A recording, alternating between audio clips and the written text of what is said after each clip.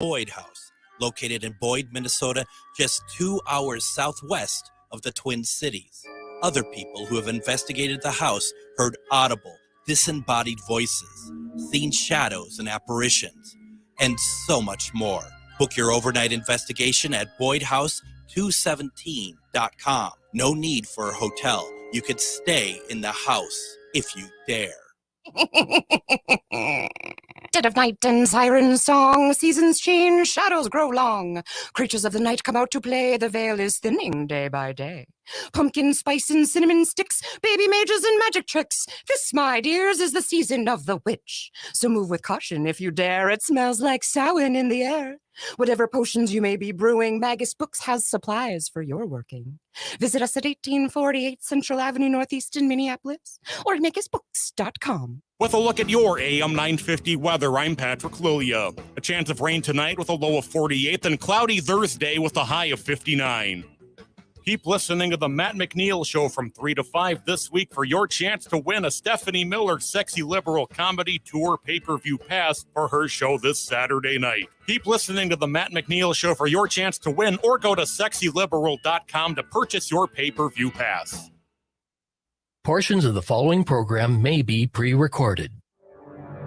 The views expressed and the opinions given by the individual host, guest, random reptoid, or chupacabra may not necessarily reflect those of AM 950 Radio, its affiliates, or its sponsors. Now, it's time to step into the unknown.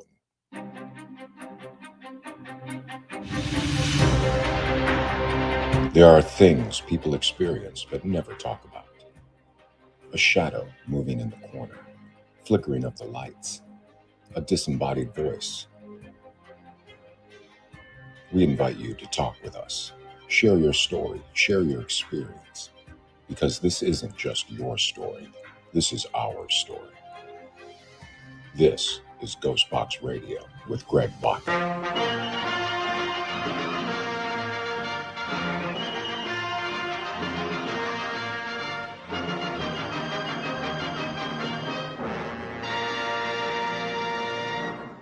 And this is GhostBox Radio on AM 950, where every night we talk about the paranormal, ufology, Bigfoot, and so much more. My name is Greg Bakun, and thank you very much for joining me on this wonderful Wednesday evening. And that music that you just heard is very evocative of my childhood, being a big fan of black and white films, but also being a very big fan of those Universal horror films that, had been played Saturday nights. You might even watch them still on Svengoolie. They're all over the place. And seeing that we are in the spooky season, as it were, at the moment, I really thought, I have this platform that I could talk about whatever I want, quite honestly. And one of the things I really wanted to do was talk about my favorite of the Universal horror films. That would be Frankenstein. And those films are so amazing to me, even today. And I'm very fortunate enough to have a friend who is a co-host of a podcast that really looks at these films very closely. And we're going to talk about what that podcast is. The podcast is called Frankenstein Minute. And my guest tonight, Bill Evenson, he's co-host of it. I've known Bill for a very long time. We have a lot of other things that interests that we share in common. And this is, I think, a perfect opportunity to talk about these films. Bill, welcome to GhostBox Radio. Well, thanks, Greg. It's a pleasure to be here. So, these films have been such a big part of so many of our lives. And I don't even know where to start talking about it, but as we are now, basically 90 years into one of these films, like what we call those, I'm looking at like starting at Dracula opposed to like Phantom of the Opera or something like that. Do you fear that these films are going to be forgotten over time as we're moving further and further away from the time that they were made, and that we have people like, is there still an audience for them, I guess? Yeah, I think there is. I don't know if I would have thought that not too many years ago, but they just started up a new Universal Monsters channel on something called Freevee, if you're Yeah, familiar with Freevee. yeah, Um, and so I think it's just one of those things it's like everything gets to have its own channel now, right? that's true. There's a Three's Company channel, that kind of stuff. So yeah, these movies are always going to be around, and you know, at least a couple of the Frankenstein series are considered classics of cinema. So Yeah, they won't go away because they're showing them at the movie theater this week. Every October, some local theater is showing Frankenstein, Bride of Frankenstein, Dracula, that kind of thing. So yeah, how often do you watch the films? I mean, you have to watch them probably more often than I would expect. yeah. It's interesting that you say that because I've tried to watch them in preparation for this because I haven't actually sat down and watched them. You know how it is when something becomes because I started podcasting about it. Yeah, I've reached this point that I just kind of watch them when I need to talk about them, and it's kind of a shame because I can have these movies on in a loop. I can just load up the Frankenstein series in my media player and just run them all day long. They're like background noise, They're yeah. they're they're a part of me. So I've seen them. I don't know, dozens of times. Um, You could probably cite them, like you can do the dialogue along with the film, I'm sure. yeah, that's true. That's true. That can get a little scary. Now, what film? I'm going to do a quote, okay? What Okay. film which of the Frankenstein films is this from? Okay. Hmm. Yeah, Oh, that's the first one. you thought this was going to Whatever be the first one's called. it's called episode 1, The Phantom Frankenstein. That's probably Oh. called that now. Yeah, maybe they'll rename them in the future. Make special editions. We don't have to worry about James Whale coming back and That's wanting to true. change some stuff up. But so with these films, I mean, what I find very interesting is I think that especially when the first one came out. The first one came out 1931. Hmm. Same year as Dracula, a few months later. Okay, thank you. Comes out in 1931. And here we are, 2023. I don't even know what year it is. Who Yeah, I cares, know. right? But how society has changed over time. Can you talk at all about how audience took to seeing the monster the first time in the film? If they're in 1931 and their reaction to something like this. Yeah. So that was it's an era of cinema called pre-code cinema, which I assume you're familiar with. But if people aren't, they films like Frankenstein were so frightening to audiences, were so horrible for people to witness that they had to come up with what they call a code for cinema, the Hays Code. So we wouldn't have to subject audiences to this amazing horror. And it's amusing to talk about it nowadays because you could see these movies on TV and they wouldn't cut anything, right? Right. You could show this movie to a kid, but the kid probably would be scared. But audiences at the time, yeah, they were really frightened by it. I seem to recall hearing about, like, especially that the first time we see the monster backs into the cell and turns around, and I seem to recall hearing, because I wasn't there, Bill, but I seem to recall hearing that people that there's even fainting, and I don't know if that's urban, myth, if that's just lore now, or if that's actually really something that happened back in the day. Yeah, I tend to think not.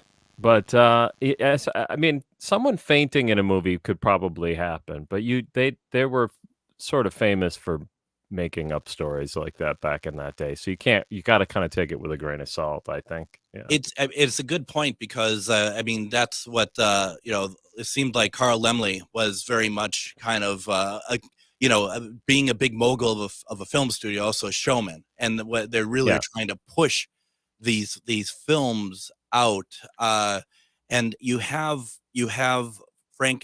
Frankenstein, you have Bride of Frankenstein. After that is Son of Frankenstein, isn't it? Hmm. And then Yeah. Ghost. Yep. Am I then what's after that? Is it just After that is Frankenstein meets the Wolfman, which is an important part of the series because that's the one where Frankenstein meets the Wolfman, which is uh, is actually a pretty important moment in cinema history, right? You hadn't really had much in the way of that kind of thing, where it becomes a shared cinematic universe, which is something nowadays that you sort of expect. You know, the right? Marvel Cinematic Universe and the TV series and Star Wars and everything. Everything's all got to be connected, and you can kind of draw a line back to that movie. And even speaking about the films in general, having a series of films, and I do want to get back to Frankenstein meets Werewolf. Frankenstein was in that Frankenstein meets Werewolf. Was it? Because I get them all confused. That's Glenn Strange that plays it in, or is it Bela? By then, It- right. it's That Bela one's in that. Bela. Yeah. Who it's interesting about Bela because back at the beginning, right? This is where He you was- answer, Bill. Yes, right. This is a radio interview, Bill. At the beginning, he was Dracula. Is that the beginning you're He talking was also about? supposed to be Frankenstein's monster. Oh, that's true. That's a good point. Yeah, he had he was he felt that he was such a success as Dracula that he turned down the role of Frankenstein. Or I'm sorry, of Frankenstein's monster. I'm as a guy who talks about these movies as much as I do, you'd think I wouldn't make that mistake. But I mean that is kind of like the most simplest mistake of all to make about the Frankenstein franchise. really is. Well, and you got me who doesn't really. You're gonna find I'm gonna hit the wrong buttons throughout the whole show. We're in good company. We call this amateur AM. So Yeah. okay. But even that story, with the with the passage of time, some people think that story is something that's just how Bela liked to tell it. But we do know that he did do a screen test for the monster, and he didn't play the monster until Frankenstein meets the Wolfman, which is a real not a high point for the actors playing that role. Yeah. No offense to Bela, he's magnificent. His greatest performance is in one of these films. It's in Son of Frankenstein. It's hands down his best role as Igor. But as the monster, it doesn't really work. I mean, did you think that the Universal Studios? Do you think that they ran Bela through the machine? Like, I mean, they really ran him through it, and it really was very detrimental to his career. Ultimately, I mean, it just seems like that. From an outsider point of view, it seemed like they kind of held him, and it just didn't really feel like that from a great start with Dracula. That they were kind of either in control or just not giving him a lot of great roles. So some of that, yeah, I do agree with that. Some of that is down to Bela himself, because he right after Dracula, and probably before to some extent, he was taking on any role that he could. So that's why when you can see these kind of crappy movies, that the only thing that really makes the movie worth watching is that Bela's in it, Yeah. So by the time you get to the late 30s, early 40s, he's just really happy to have a job, Truly. So yeah, it's a pretty tragic tale about Bela, because, well, the other part is you kind of forget people like Bela Lugosi and Boris Karloff were like 40 years old when Dracula and Frankenstein came around. So Bela had a long history as an actor by that point. So, this is kind of the tail end of his career. Yeah, I mean, and that's it. And it's funny that you say, when we're talking about whether or not the story of whether or not Bela was offered the role to play the monster for Frankenstein first. I mean, you're right. I could see it like happening. They do the screen test, and maybe the studio decides he's not right for this role. But Bela is not going to be one to say it that way. He's not going to tell it that way. He wants to let everyone know that he is. To let everyone know that I turned it down. This was my decision, not theirs. Yeah, he even went so far as to say that he told them to hire Boris Karloff, who was an unknown actor at that time.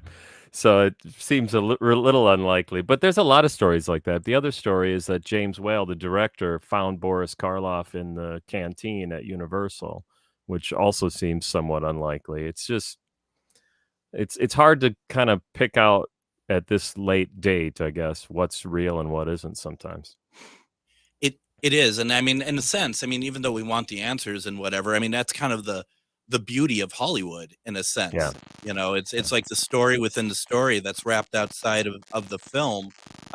Apparently, outside of here, you're considered a god. I mean, that's a line that James Whale cut from the film. That's true.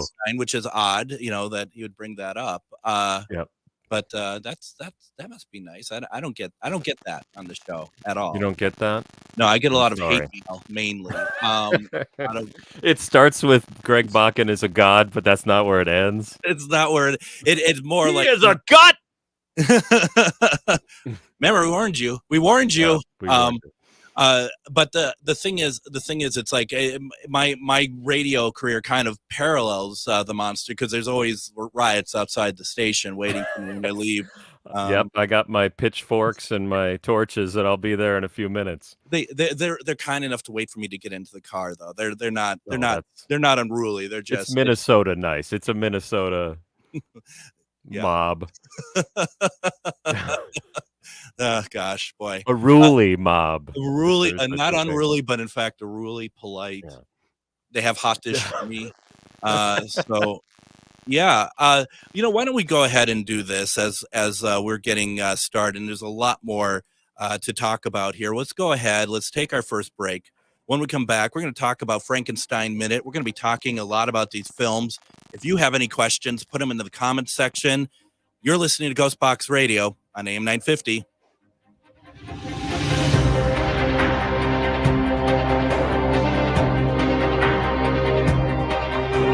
Reach your highest level of consciousness and well-being with metamorphosisconnections.com. Metamorphosisconnections.com is an online directory of the best holistic and metaphysical practitioners to help you make your most informed choices. You can search metamorphosisconnections.com for classes, events, wellness and life coaches, plus metaphysical products and shops. You can also search for a wide array of healers from all modalities, including EFT, sound healing, energy healing, light therapy, ancestral healing, shamanic healing, reflexology, past life regressions, hypnotherapy, yoga, and more. And if you're not sure where to start, the search feature on metamorphosisconnections.com is tailored to help both those who know what they are looking for and those who are just starting. Come explore the possibilities for your higher self by visiting metamorphosisconnections.com. Their experienced practitioners can guide both beginners and those that are already on their spiritual journey. That's metamorphosisconnection.com, your link to direct you on your spiritual transformation. Hello, I'm Jody, also known as Witch Jody on social media. I opened Midwest Witchery and Healing in historic Stillwater because as a nurse, I love to help others. When you come and visit Midwest Witchery and Healing, you will find everything from divination and magical services, classes to ritual tools, jewelries, handcrafted candles, witchy gear, and much more. My store is a safe environment for all on their own unique path. Look for the purple door. Find out more at MidwestWitcheryHealing.com. Hey, it's Patrick for Zero Res. Is your home ready for the holidays? Be honest, how does your carpet look and smell right now? Okay, maybe you have a carpet disaster on your hands, but that's why you should call my cleaning heroes at Zero Res. Some people hire a deal of the day carpet cleaner to save a little money, but trust shouldn't come that easily. Don't DIY it. Call Zero Res because you know it's safe and effective. That's why this month you can get 3 rooms Zero Resified starting at just $149 and take $75 off when you get your air ducts Zero Res clean. Call Zero Res right now, 952-ZERO-RES, or go online to ZeroResMinnesota.com and say you want the AM 950 special. Spell it forward or backward, it's the same. Zero Res. Refresh, restore, and protect your investment. Call Zero Res to clean your business the right way so your floors and surfaces stay cleaner longer without the harmful chemicals the other guys use. And if you're available, come and join me this weekend, October 21st and 22nd, for Maria Shaw's Halloween Convention in Mariposa. Dragonfly Psychic Healing Fair at the Marriott Minneapolis Airport Hotel. I will be doing a presentation with Char Savoy that you may have heard on such programs as this one. And we are going to be talking about Halloween. We're going to be talking about some of the cool haunted places in Minnesota, and also going to be playing some spirit responses from there as well. It's going to be a lot of fun. So definitely, if you're able to, come out this weekend, check it out. You can buy tickets at the door. It's $10 to get in. There's a lot of free classes, there's a lot of great vendors. So definitely, please check it out. As part of the spooky season, I brought on one of my spooky friends, Bill Evenson, as we're talking about Frankenstein, the Universal films, generally what we're talking about here. If anyone has any questions, please put them into the comments. Felicity has a question, which is tying into what I wanted to talk about to start things off. And Bill, why don't you just tell us a little bit about Frankenstein Minute? Now, I think on all of my promo stuff, I've been calling it the Frankenstein Minute, and that's kind of like calling Facebook the Facebook, isn't it? Not quite right. I suppose that's true. Yeah, I don't have a problem with it. At least we're not a Frankenstein Minute. Yeah, that would be bad. So yeah, Frankenstein Minute is a minute-by-minute podcast where we go through all the Universal Frankenstein film series minute by minute, and we dissect each one. So our first episode, we talked about the first minute of the first film, and then the second episode, we talked about the second minute, and we've been going for over 5 years now, and we're a good 20 minutes into the fourth film, Ghost of Frankenstein. And we're going to go through all of them. There's 8 films in the series. Depending on who you talk to, there are some others that might get slotted in here or there, but it's generally that block of 8 that we're going to go through minute by minute. It's supposed to take about 11 years. Yeah. So each episode is 1 minute of the film. Yeah. So for my non-adric like brain, like Frankenstein itself, the first film is how many minutes? I think it was 70. So you had 70 episodes just about the first film. Yeah, it was about almost a year and a half. Yeah. Did you ever want to off yourself during this? I mean, it just wow. Here I have an answer to that actually. We're lucky. No, the answer is no. But the reason why I think it was sort of easy to get started was because the film series starts so strong. The first film is really strong. And there's a lot of anticipation in it. The monster doesn't enter until I think minute 32. So we had 32 minutes to talk about it. And then all of a sudden it was like we were talking about a whole new topic because suddenly, as you say, Boris Karloff came walking in backwards. And then the second film is Bride of Frankenstein, which most people maybe consider to be even better than the first. So we had a real strong first 2 seasons. And then the third season, we call them seasons. That's, a season of our podcast is one movie. Yeah. The third season is a personal favorite of mine, Son of Frankenstein. Oh, yeah. Now we're into Ghost of Frankenstein, which we've sort of been laying the groundwork for us assuming this was going to be a low point, because I think it is. It's probably my least favorite film in the series. Mm-hmm. But even this film, it's really fast moving. That's another thing about these films is they are really fast moving. So there's usually plenty to talk about. And we'll do about 20 minutes to a half an hour on every minute. Yeah. It's not so bad. I mean, honestly, that's, it's as much as you could fit in, right? I mean, it's like, I know I can only talk about this much before maybe we start having diminishing returns talking about this 1 minute or something, right? Yeah, that's true. We've only had one time where we just gave up and we talked about something else.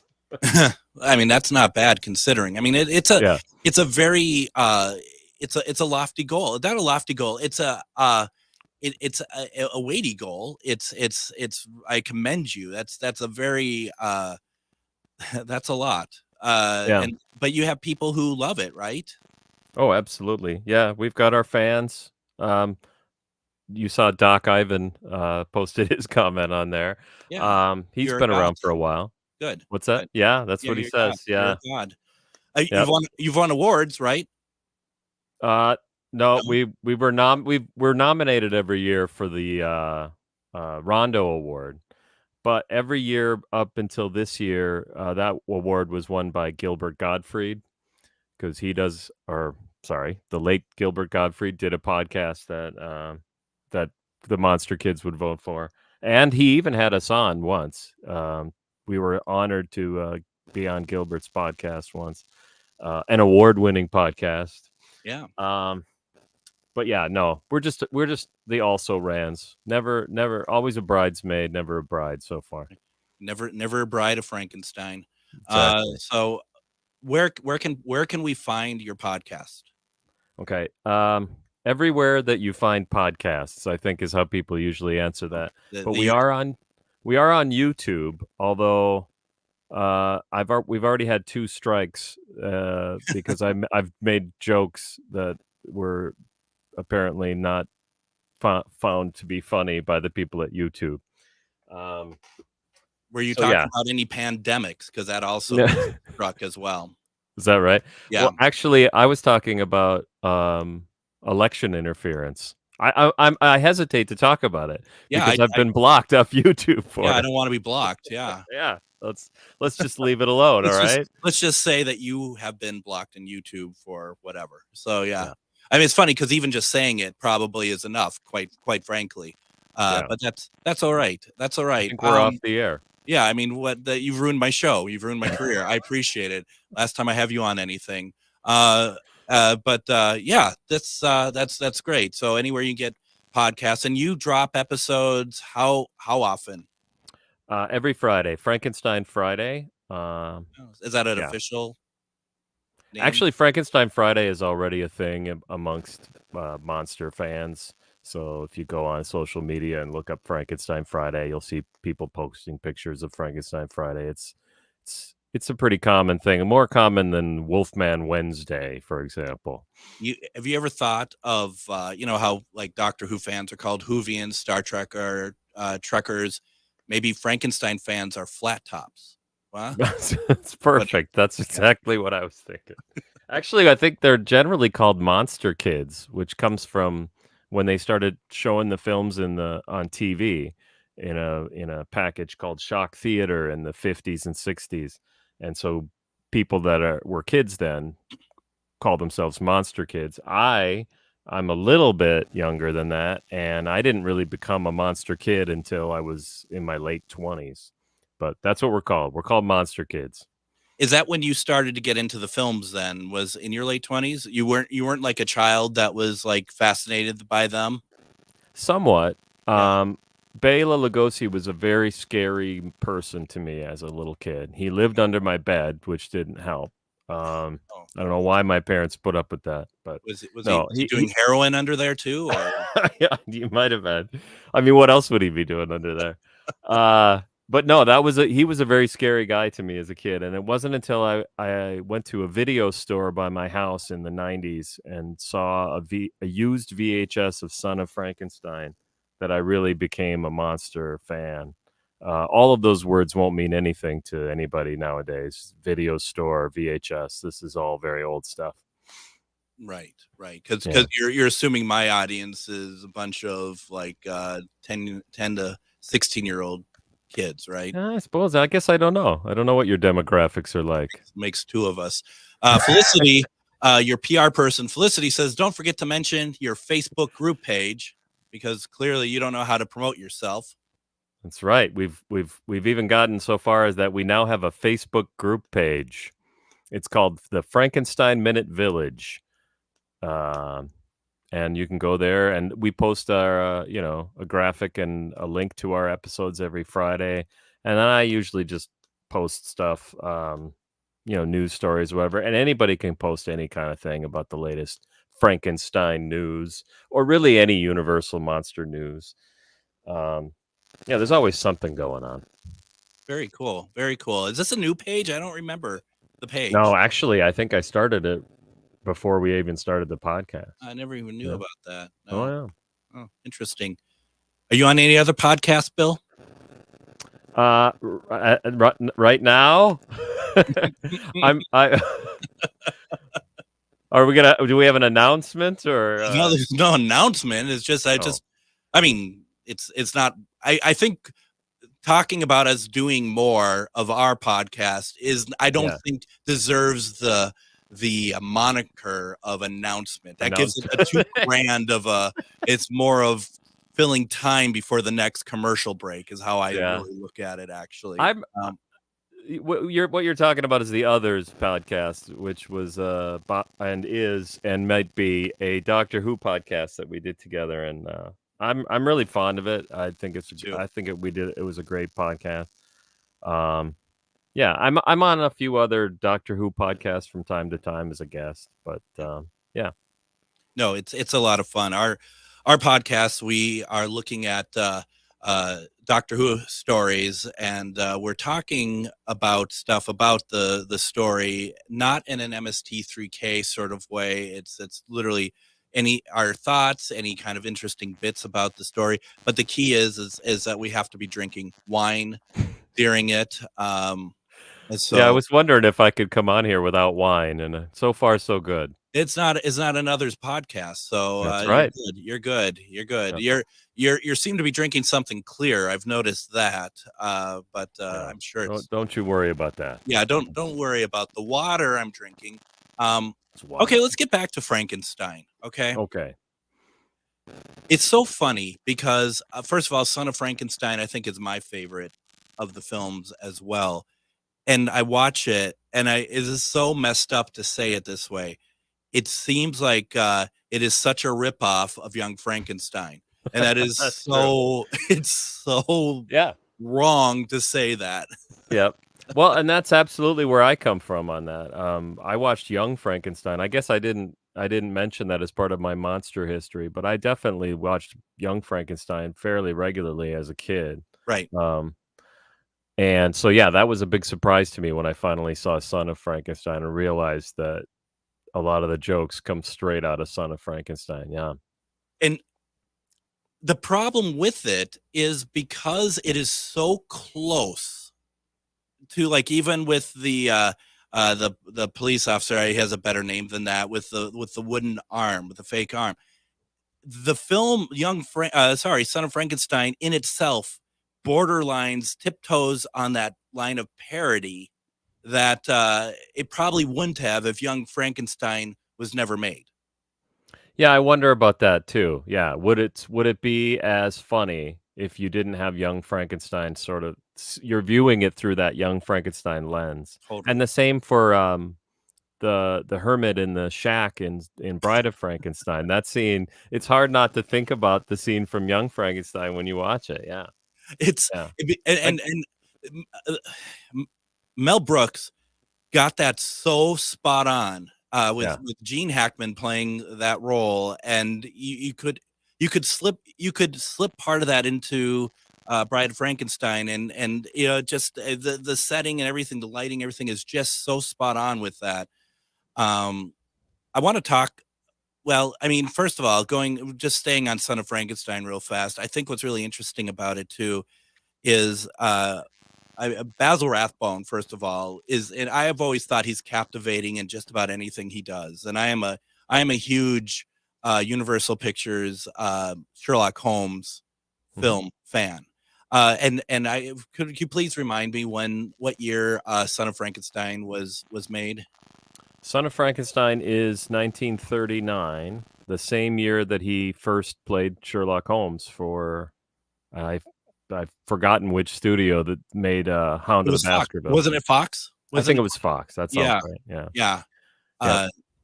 Absolutely incredible. And he is so good in that. And like you said, and rightly so, Bela Lugosi is fantastic in it as Igor. Yeah. It's surprising how good he is. He's cynical. He's evil. He's hilarious. And the word he used when he would talk about it, and Bela himself would refer to him as his favorite character he played, and he would say he's cute. And if you watch the movie, he's he's got a hunchback. He's got a broken neck. His teeth are all twisted. He's wearing this dental appliance. He looks terrible. But it's like, yeah, I kind of see what you mean. He's sort of cute, although he's also a vicious murderer. Yeah. But, you can't hold that against people. No, not these days. No. I think there is something about that, because when you say cute, it's like he's kind of playing it cute in a sense, because he knows. Yeah. Igor knows what he's doing. He knows exactly what he's doing throughout the entire film. He's the mastermind of so much of it. Absolutely. Yeah, that's absolutely true. And it's such a great character. And I bet Bela just was. I mean, I don't know the interviews. I would have thought he really would have cherished that role, because that's a real role for him. Yeah, definitely. He always said it that was one of his favorites. I mean, maybe people don't know, but he was buried in his Dracula cape. So obviously Dracula was close to his heart as well. Yeah. He played Dracula on the stage for a while before he was cast in the film. Right. And then he went back to the stage and played Dracula. He was doing Dracula on the stage through his whole life. And then eventually he came back to the role in the final film in the Frankenstein series, Abbott and Costello Meet Frankenstein. He plays Dracula again. So that's the one he's always going to be associated with. But yeah, for me, it's Igor. I need to rewatch Abbott and Costello Meet Frankenstein, because it's been so many years. And it's just interesting as a young kid. They all Dracula looks the same as I saw him in the film from 1931. But you look and you can see, so much time has passed. It's just, and the way that films are made, all black and white films are not made the same. And, just the idea of even whenever Bela would turn into the bat, there's animation that makes that transition happen, which was never been thought about in 1931. I've always said the 1931 Dracula film plays like a stage play more than a film. Yeah, that's one of its downfalls, or one of the things that people generally point to. It's really got a strong opening when you're introduced to Dracula in Transylvania, and then when he comes to England, it becomes a bunch of people sitting around talking in rooms. In fact, at one point he turns into a wolf, and you just see somebody going over to the window and point and say, "Look, there's a wolf running it." They couldn't even get a dog, show you anything. Right. Yeah, it's a real interesting, and it's amazing how, your director, because Todd Browning did Dracula, right? Yeah. And then James Whale did Frankenstein. Yeah. And I want to talk about that a little bit, but I want to take our next break. So let's do the break. When we come back, let's talk about the directors a little bit. I want to talk about Boris Karloff. Don't forget, put your questions into the comments. If you have questions for Bill regarding Frankenstein Minute or the Frankenstein films, let us know. You're listening to GhostBox Radio on AM 950.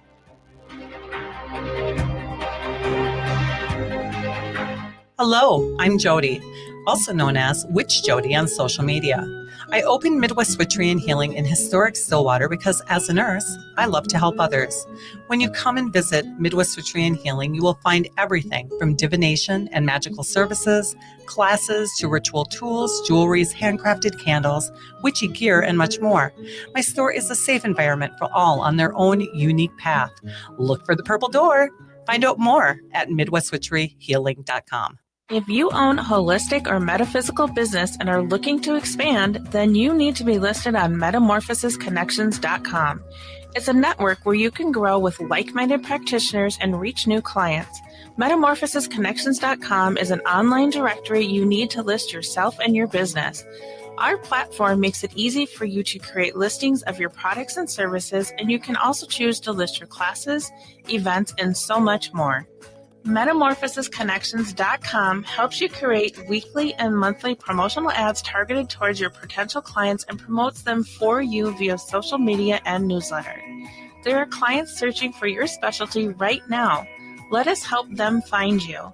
Start your listing today so you can share your own unique gifts and talents by finding the level of membership that best fits your needs. Let us help you reach your clients that are searching for what you do. Visit MetamorphosisConnections.com and sign up today. This Halloween. visit and investigate one of the most haunted houses in Minnesota, the Boyd House, located in Boyd, Minnesota, just 2 hours southwest of the Twin Cities. Other people who have investigated the house heard audible, disembodied voices, seen shadows and apparitions, and so much more. Book your overnight investigation at BoydHouse217.com. No need for a hotel. You could stay in the house if you dare.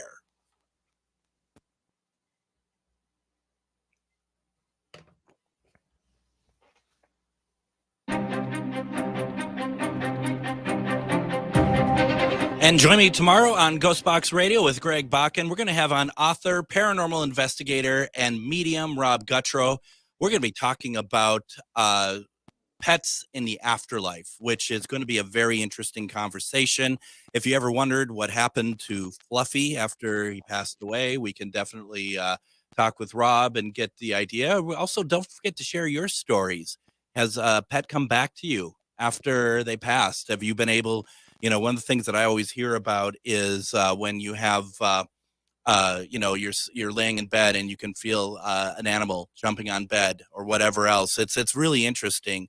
So we're going to be talking to Rob about that tomorrow. On Friday is Casual Friday. We're going to be taking a look at that footage that was taken last week, or at least released last week, from a train in Colorado that people are saying looks like Bigfoot, Come on. I don't know. That's a tough one to definitely believe, but we'll take a look at it. We'll get some opinions and we'll see what everyone thinks about that. We're talking about other monsters tonight. We're talking about Frankenstein's monster. We're talking about the Universal Frankenstein series. It's really very interesting, Bill. Bill Evenson is our guest tonight. He is the co-host to Frankenstein Minute. You said that episodes come out every 2 weeks. Did I hear that right? No, every week, every Friday. That's right, because you have one. I mean, if these movies are like 70 minutes, yeah, you do have to.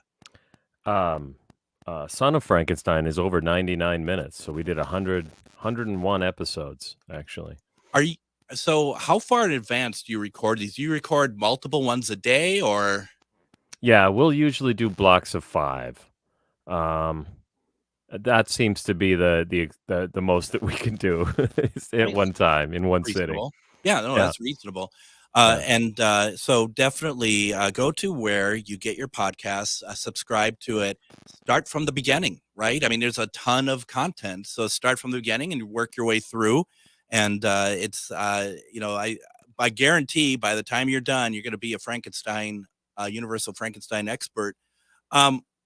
Now, first of all, I got the 4K Universal Monster set, and I have yet to watch it. I bet Frankenstein they all probably look really good, don't they?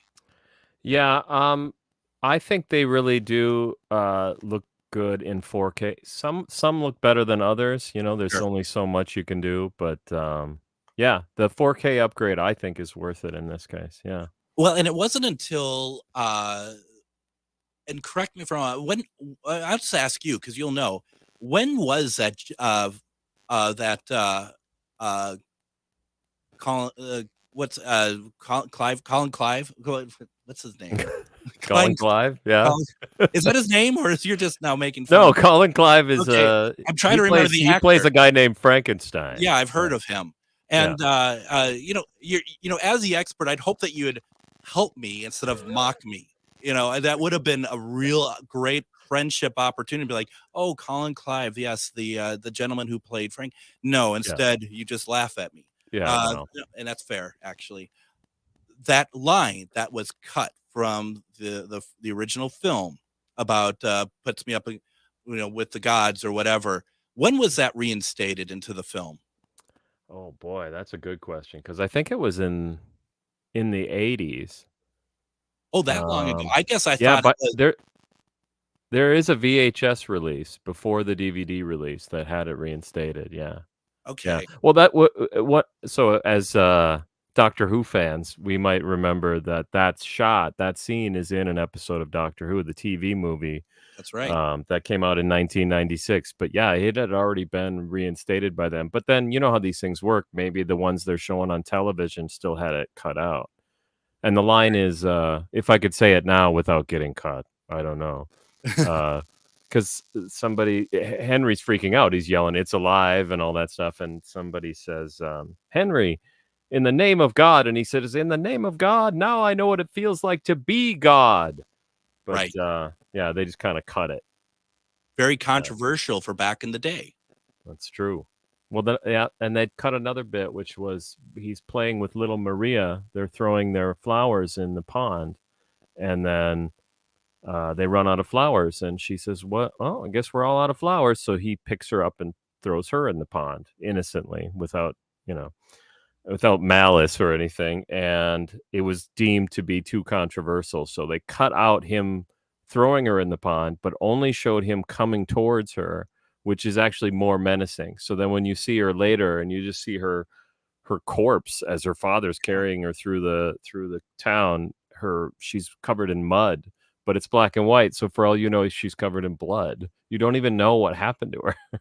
It's really Yeah, that's it's really interesting. And Boris Karloff himself, I mean, he's an actor.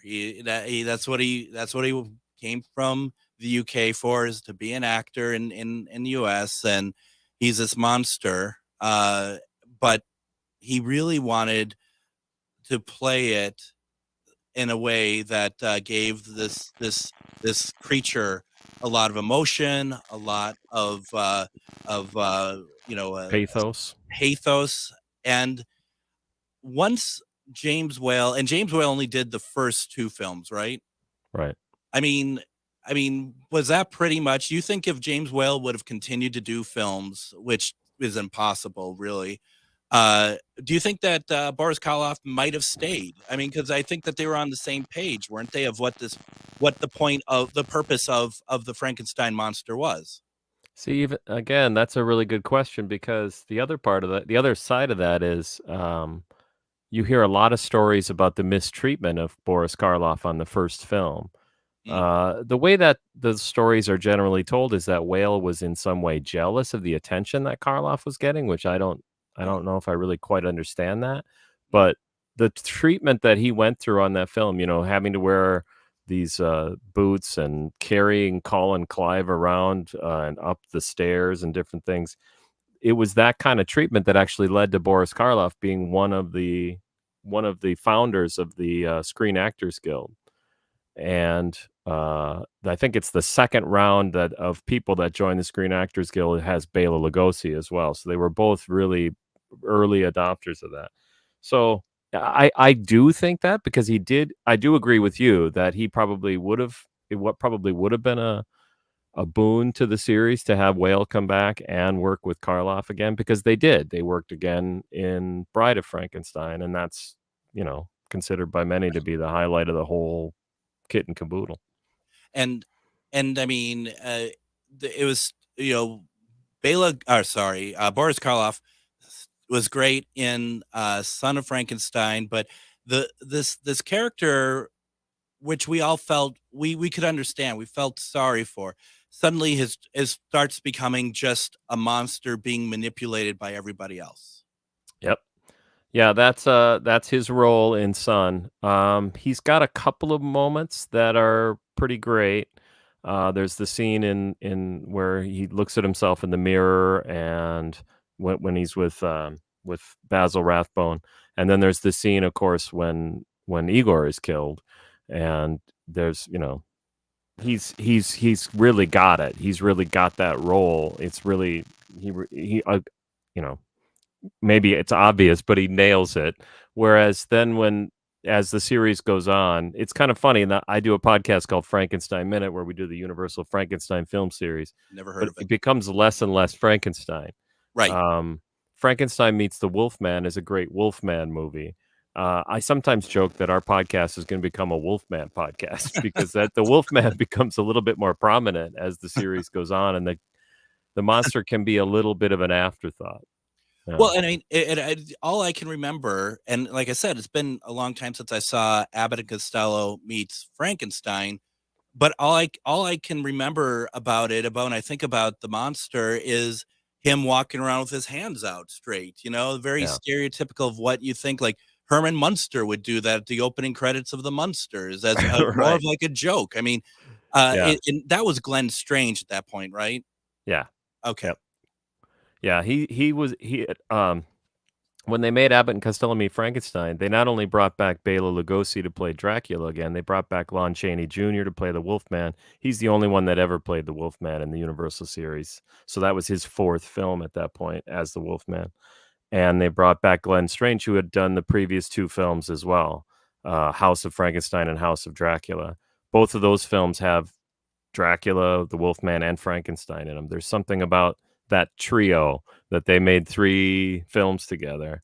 But like the Mummy never shows up, but there's something about that trio that I think it's amazing that they brought them back to make that Abbott and Costello film. It's like a treasure that we have, and I don't know if they even really realized what an impact it was going to have. To this day, they show. I think they might show it every year on Svengoolie.